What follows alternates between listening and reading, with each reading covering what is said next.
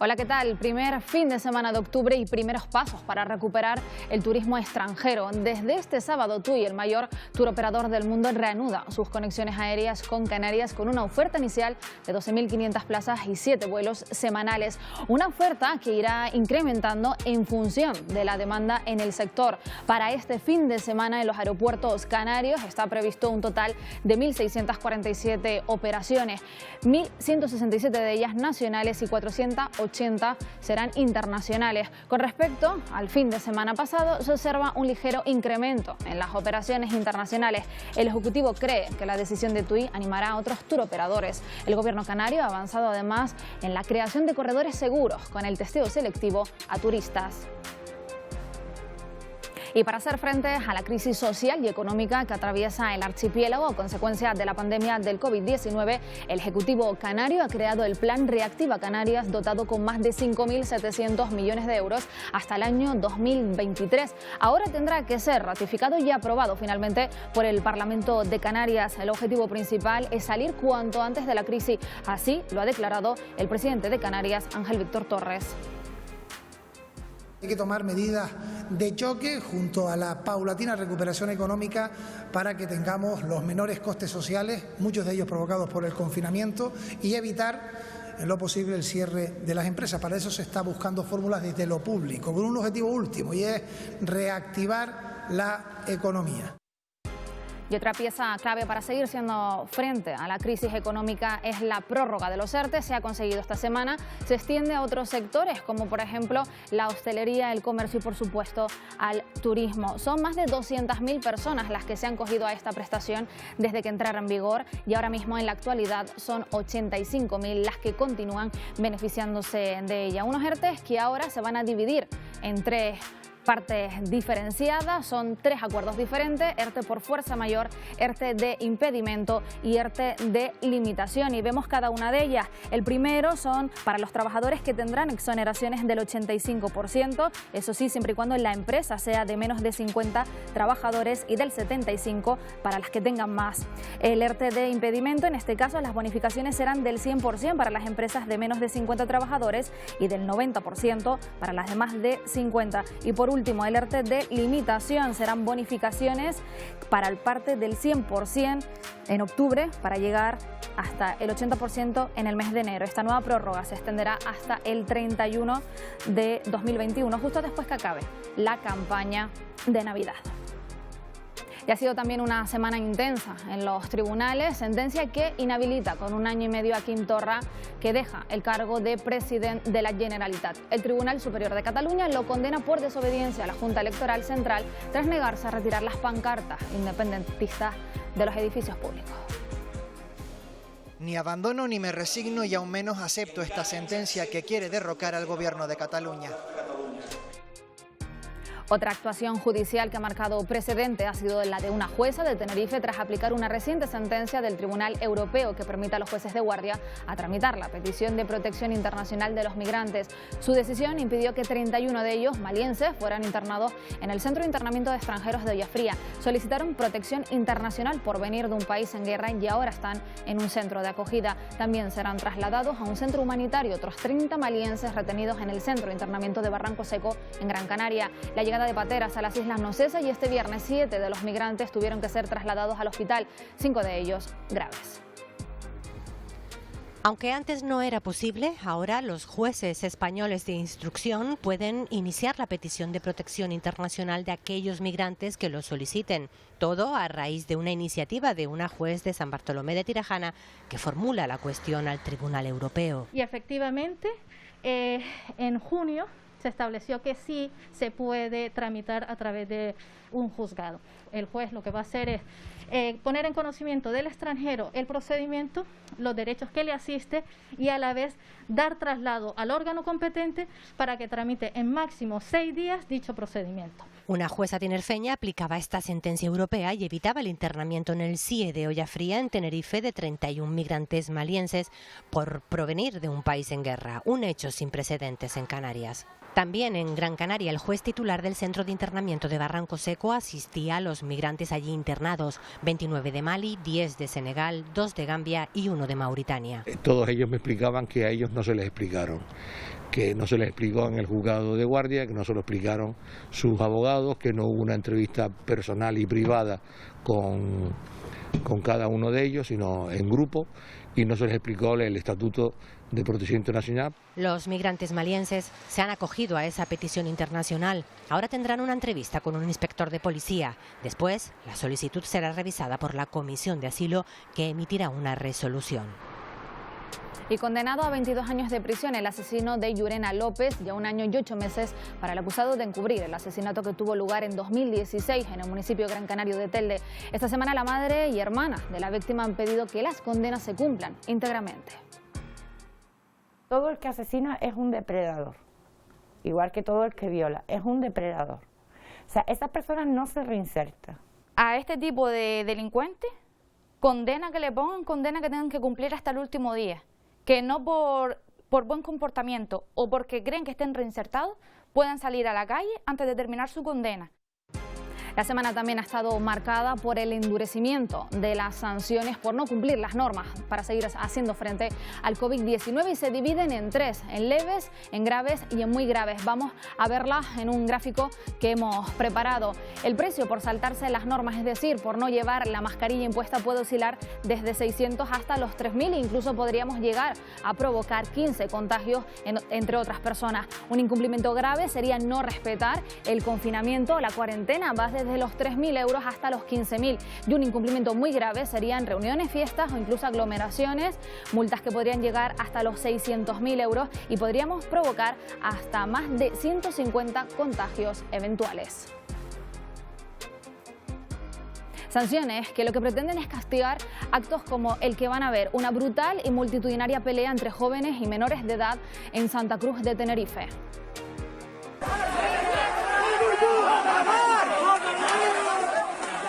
Los asistentes se convocaron a través de las redes para pegarse y lo hicieron mientras algunos de ellos formaban un cordón para impedir que nadie les separe. Un comportamiento totalmente irresponsable y, por supuesto, sin las mínimas medidas de protección frente al contagio. También ha sido noticia esta semana un nuevo golpe al tráfico de drogas. Han sido intervenidas 35 toneladas de hachís en 4 veleros diferentes en alta mar. Es la mayor operación realizada por vía marítima contra el tráfico de hachís. Esta intervención ha requerido la colaboración de 5 países y se salda con un total de 11 detenidos. Son de procedencia búlgara y rusa y pertenecían a una organización criminal que se había asentado recientemente en Canarias. Vemos ya con más detalle estas y otras noticias.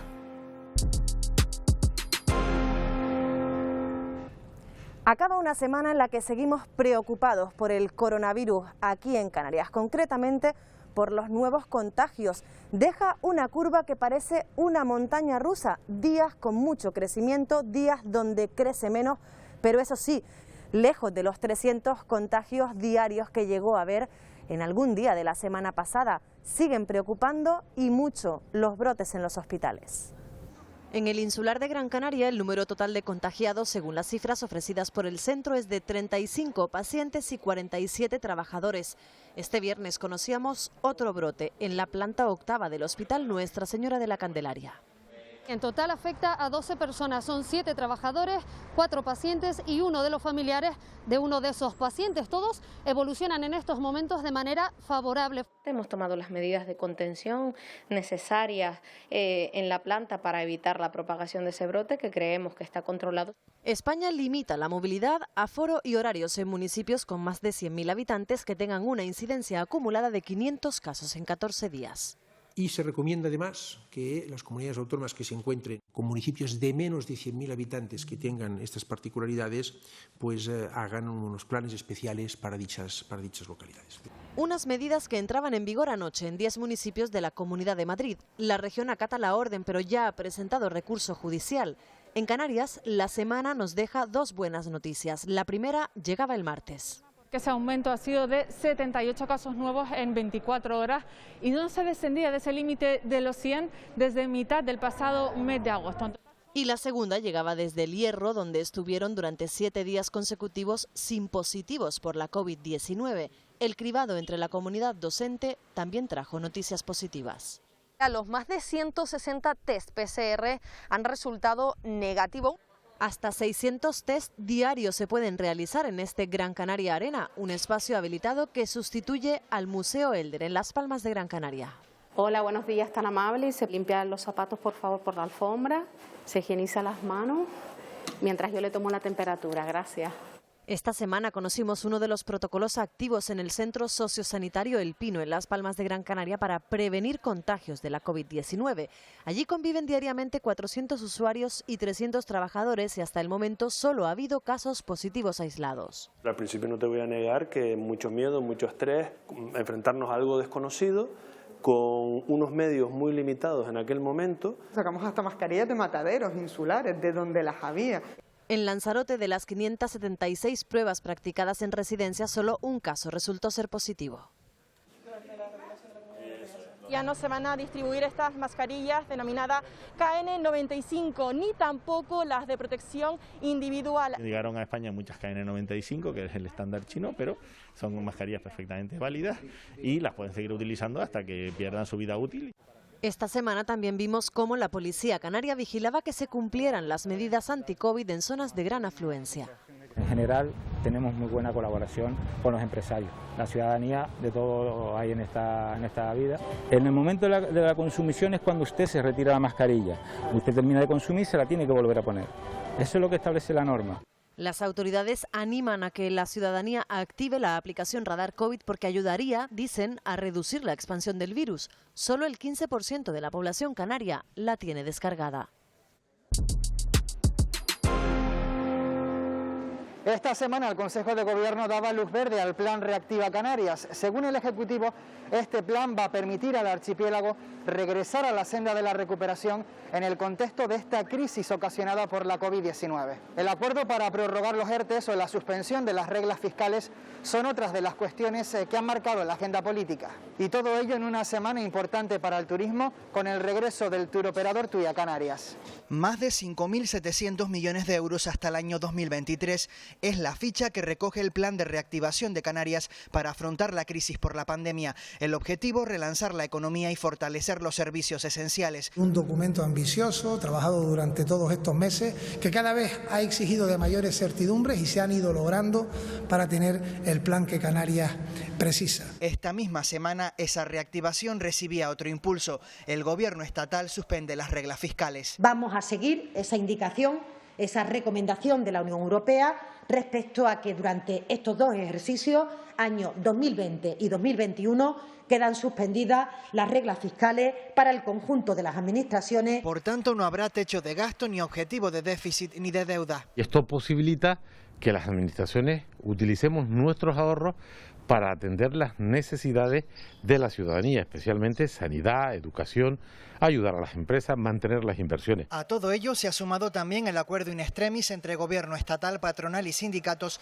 que beneficia al sector turístico y a otros como el comercio y la restauración. Los ERTE se prorrogan hasta el 31 de enero. Lo que estamos haciendo es dar seguridad a las familias, a las empresas y a los trabajadores. No vamos a dejar a nadie atrás. Ha sido el turismo uno de los grandes protagonistas de la semana, sin esperar a una decisión del gobierno alemán que podría levantar en menos de 15 días la recomendación de no viajar a Canarias. El turoperador TUI retoma los vuelos con el archipiélago. Canarias ha trabajado muy fuerte los últimos meses para conseguirlo. Ahora toca de comunicar esto a los canales correctos. La compañía traerá unos 12.500 turistas a la semana. Hoy han llegado los primeros a los aeropuertos de Tenerife Sur y de Fuerteventura. Mañana lo harán a Gran Canaria y Lanzarote. El presidente de Canarias y la consejera de Turismo se reunían telemáticamente con el CEO de TUI para conocer al detalle sus planes. Puede desencadenar una escalada de resto de operadores turísticos que quieran venir a Canarias, porque además no olvidemos que somos el único destino en Europa de sol y playa con muchísimas cosas positivas además en Europa para venir en este momento, en la temporada de invierno. Buenas noticias también desde Bélgica, que no pedirá cuarentena ni PCR a los viajeros que lleguen desde Canarias. El turismo empieza a reactivarse a pesar de que Europa no ha fijado un protocolo común, por ejemplo, para la realización de test PCR o la creación de corredores seguros. Los ministros del ramo de varios países de la Unión, entre ellos España, han llegado a un acuerdo, pero de intenciones. Precisamente empresarios y profesionales turísticos del sur de Tenerife entregaron esta semana una petición al gobierno canario para que se hagan ya los test en puertos y aeropuertos. Firmado pues por más de 4.000 personas y hoy lo hemos traído aquí apoyado por una caravana de 35 kilómetros. Ya hay test de forma muy económica, con una fiabilidad importante. Todo ello en una semana marcada por la conmemoración del Día Mundial del Turismo. Este año el gobierno premió al Hotel Costa de Gepalas y a la compañía Vinter. El pasado 27 de septiembre se cumplían 40 años de la celebración del Día Mundial del Turismo, una fecha elegida por Naciones Unidas para reconocer la importancia de este sector a nivel mundial. Aquí en Canarias los primeros turistas llegaban hace 140 años, eran británicos que venían principalmente para mejorar su salud, pero ese turismo nada tiene que ver con el que conocemos en la actualidad. Fue después de la Segunda Guerra Mundial y sobre todo a partir de 1960 cuando se convierte en un turismo de masas que viene buscando principalmente sol y playa. Los puertos canarios, el de Santa Cruz de Tenerife y el de Las Palmas de Gran Canaria, se convierten en punto estratégico desde que Colón hiciera escala hacia América allá por 1492. La gran afluencia comienza a finales del siglo XIX. Los británicos descubren el clima de las islas y comienza el turismo de salud. Enfermos del pulmón, de la piel, etcétera, etcétera, que venían aquí a intentar mejorar su calidad de vida. El turismo de salud se desarrolla a finales del siglo XIX y es el que da origen a una quincena o veintena de hoteles en Tenerife y en Gran Canaria. Hoteles de gran lujo, porque aquí estábamos libres de toda contaminación, teníamos un clima extraordinario y lo seguimos teniendo para cualquier época del año y sobre todo en el invierno. La llegada de visitantes sufre un parón por la Guerra Civil Española y la Segunda Guerra Mundial. A partir de los años 50 se reactiva y empiezan los vuelos charter, que es el inicio de lo que es un turismo de masas que se desarrolla en las islas y que coincide también con el desarrollo de las zonas costeras. Y comienzan a llegar visitantes en busca de sol y playa. A Fuerteventura llegaron los primeros alemanes. Morrojable cambió como de la noche al día, o sea, de ser eminentemente un pueblo marinero, empezó a llegar al turismo. En Lanzarote se potencian sus riquezas naturales. Turistas aventureros que llegaron por aquí se quedaron prendados de esa jardinería agraria que había en la isla Lanzarote, además de los espacios naturales. El turismo se convierte en el motor económico de Canarias. Yo creo que nosotros sin el turismo no podemos vivir, solamente de la agricultura y de la pesca no es suficiente para vivir en la isla de Fuerteventura. Desde el año 2000, nueva etapa, vuelos a bajo coste, gran oferta y hoteles de todo incluido. El Congreso de los Diputados debate actualmente una proposición de ley para regular la eutanasia en España. Esta norma, impulsada por el PSOE, es la que más consenso ha generado hasta la fecha, logrando la mayoría parlamentaria. Tan solo el Partido Popular y Vox rechazan la medida y apuestan por los cuidados paliativos como alternativas a la eutanasia. Holanda fue el primer país en legalizar en 2002 la muerte asistida y desde entonces otros 7 estados han seguido sus pasos. Ramón Sampedro fue el primer español que solicitó el suicidio asistido en España. Acabó con su vida en enero de 1998. Tuvieron que pasar 20 años para que una proposición de ley sobre la eutanasia se tomara en consideración en el Congreso de los Diputados. Presentamos esta ley sobre regulación de la eutanasia desde el respeto a la dignidad, a la libertad. Los diferentes procesos electorales de los últimos años frenaron el desarrollo de la norma hasta febrero de 2020, fecha en la que el Congreso aprobó tramitar la Ley de Derecho a la Muerte Digna. Que cuando llegue el periodo final de existencia de cada uno de nosotros, también tengamos la capacidad de dignificar nuestra muerte. No puede seguir que las situaciones donde se han producido eutanasia sean penalizadas y sean castigadas incluso con cárcel. Conciliar ese derecho a la muerte digna y esa conciencia ética. Lo que está claro es que se respeta el derecho de determinadas personas que así lo consideren a tener lo que venimos a denominar una muerte digna. Partido Popular, Vox, Foro Asturias y UPyN defienden los cuidados paliativos frente a la muerte asistida. Es mejor vivir bien cuidado que morir, y nosotros por supuesto que no vamos a apoyar esa ley de la eutanasia. Como la vida es un bien absoluto en sí mismo y que no puede ser arrebatado a nadie, no es una posibilidad, no es una solución, no lo planteamos como una alternativa. Analicemos este proyecto de ley de la eutanasia. Podrán solicitarla enfermos incurables o crónicos que padezcan una enfermedad grave que les provoque un sufrimiento intolerable. Hasta 4 médicos diferentes participarán en el proceso y la proposición de ley recoge además el derecho de los médicos a no practicar la eutanasia. El caso de Ramón Sampedro fue muy mediático e introdujo en la sociedad española el debate sobre la eutanasia. La muerte asistida de María José Carrasco en abril de 2019 volvió a reabrir la discusión social, pero durante estas 2 décadas no se ha llegado a un consenso claro. Así como practicar la eutanasia a los animales para evitar que sufran cuenta con el amplio respaldo de los ciudadanos españoles. En el caso de la muerte asistida aplicada a las personas no ocurre lo mismo. La sociedad se divide entre los que apoyan abiertamente la eutanasia y los que éticamente no la consideran una opción. Todos queremos que nos cuiden lo mejor posible, pero también queremos decidir hasta cuándo queremos seguir sufriendo. Que se respete el proceso natural de la vida, que se permita a las personas morir con total dignidad y que no se les fuerce ni se les vincule para que digan un sí a la muerte antes de tiempo. Esto es una ley que lo que garantiza es la libertad, el respeto a la libertad de cada persona. El debate sigue abierto. La proposición de ley de la eutanasia continúa su recorrido en el Congreso y la votación definitiva podría producirse antes de que acabe el año. Arbicorp, una empresa de inversiones en criptomoneda con sede en Tenerife, está siendo investigada por posible fraude. 32.000 personas invirtieron sus bitcoins en uno de los productos de esta compañía, el Community Bot, que fue cancelado sin previo aviso el pasado 11 de septiembre. La empresa asegura que no se trata de una estafa, sino que han sufrido un problema informático que ha provocado un descuadre de sus cuentas del 28%. Hace 2 años, la empresa Arbistar, con sede en Playa de las Américas, lanzó al mercado un programa informático que prometía suculentas ganancias a los inversores de bitcoins, el Community Bot.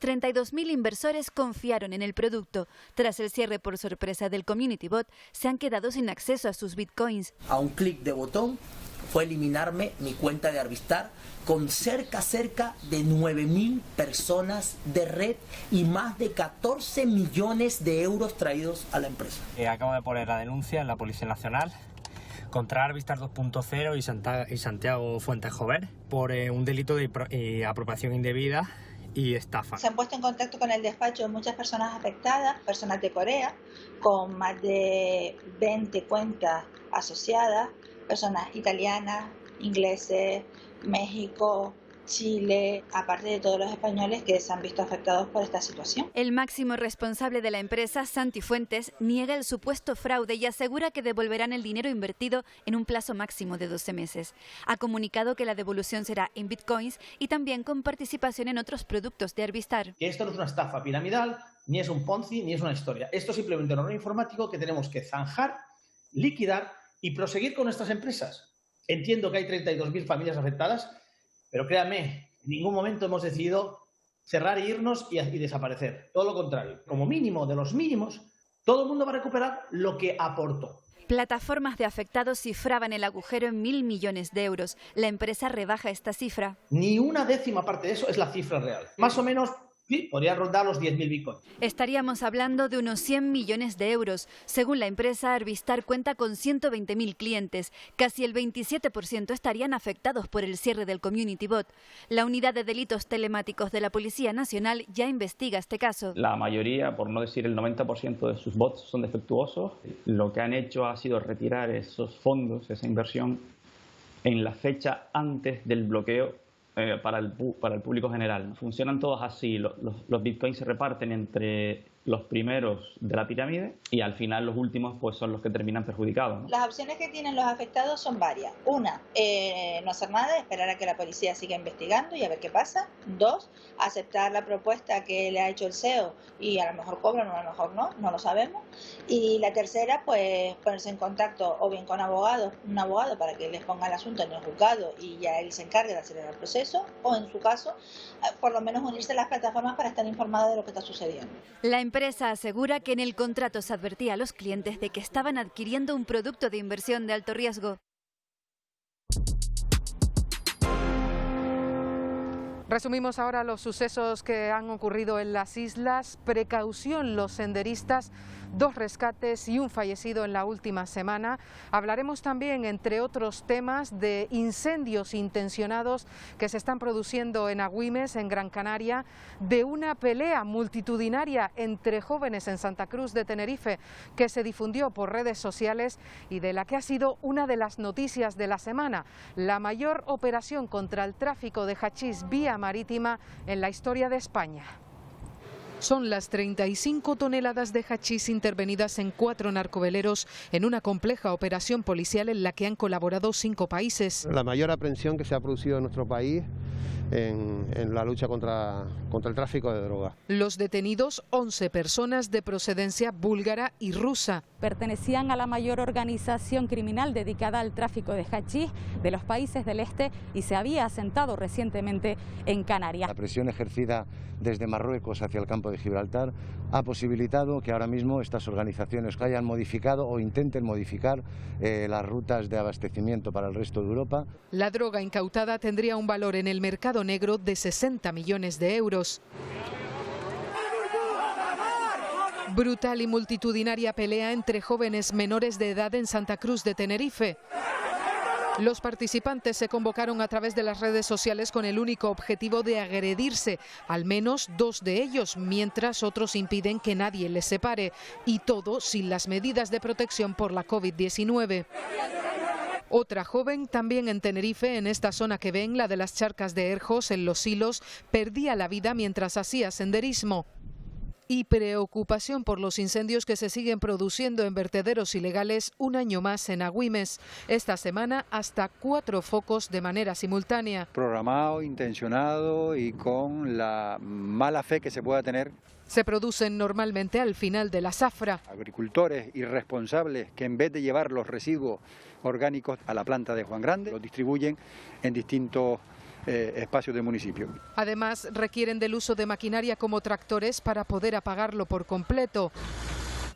Sorprendentes fueron las imágenes que dejó otro fuego de pastos en el barranco de Los Frailes, en Las Palmas de Gran Canaria. Los vecinos dieron la voz de alarma cuando vieron que salía humo por las alcantarillas. Ha empezado a arder los tubos de pluviales, de recogida de aguas de lluvia de toda la urbanización. Es plástico, muy negro, muy denso, muy tóxico y ha inundado las calles. Los bomberos pudieron extinguirlo rápidamente.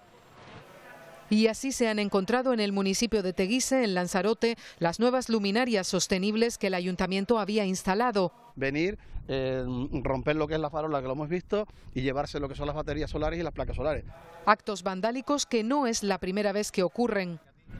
Una vecina de Tindaya, en Fuerteventura, fue atacada por su propio perro, un mastín del Pirineo, de 65 kilos de peso. Mordió en la cabeza y en el rostro a su dueña, provocándole heridas que precisaron de 21 puntos de sutura. Con la incautación voluntaria por parte de sus dueños para su internamiento en la perrera municipal. Sin consecuencias para las personas, acabó una temeridad de un hombre al volante en Arona tras robar un furgón, aunque sí con daños materiales.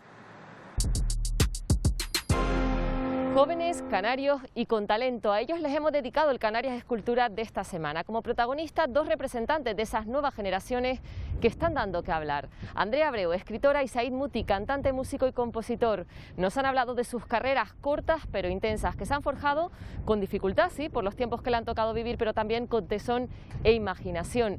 Y al albor de toda una revolución digital. Mi instinto extingo entre tus cuerdas Les une la tierra, la juventud y el talento, pero también la búsqueda de un futuro abriéndose paso entre crisis, convirtiendo en ocasiones la adversidad en oportunidad. Diría que los millennials son o somos una generación que ha ido guardando y atesorando crisis tras crisis y que jamás ha podido expresarse de una manera consecuente a su momento, ¿no? Creo que hemos aprendido a vivir en ese espacio inestable de la crisis y hemos aprendido a construir nuestros valores enfrentándonos a los valores reaccionarios y arcaicos que por lo general bebimos en nuestra infancia. Ella es Andrea Abreu, periodista y escritora, El Said Muti, cantante, compositor y guitarrista, una joven generación de artistas que ha crecido con toda una revolución digital. Yo saqué la novela con una editorial independiente, es muy difícil que eso tenga tanta promoción. Por supuesto que yo he hecho un esfuerzo enorme en redes sociales porque he crecido en ello. Cualquier persona en cualquier parte del mundo puede subir una canción a una plataforma y esa canción la puede escuchar otra persona en otra parte del mundo. A priori, eso es maravilloso. No es que yo tuviese un plan claro de lo que quería hacer en redes sociales, pero como he nacido con las redes y me he crecido y he socializado en ese ambiente, pues le he dado mucha caña, ¿no? ¿Aporta eso un beneficio a la música? Sí, tanto en cuanto se puede dar esa conexión. ¿Escuchamos más música y de mejor calidad? No. Jóvenes con éxito que han protagonizado la última entrega de Canarias Escultura, con un repaso también a sus lenguajes plásticos. No he venido al mundo para hacer arte decorativo, a lo mejor cuando sea mayor sí, pero en este momento no encontraría sentido. Y a esos sonidos también con los que han jugado para crear nuevos ritmos. Tu estilo como mi inglés de garrafón de guapichi, hay mucho papi chulo pero poca pichi. Ritmos que muchas veces van más allá de los sonidos con letras que buscan un claro compromiso. Las mujeres más hermosas son de donde yo nací. Las hermosas están en tu país, entonces ¿por qué coño las estáis dejando morir? Porque solo las valoráis por la belleza, no fijáis de lo que hay dentro de su cabeza. Jóvenes sí, pero sobrados de talento, a los que les ha tocado moverse sobre escenarios inciertos.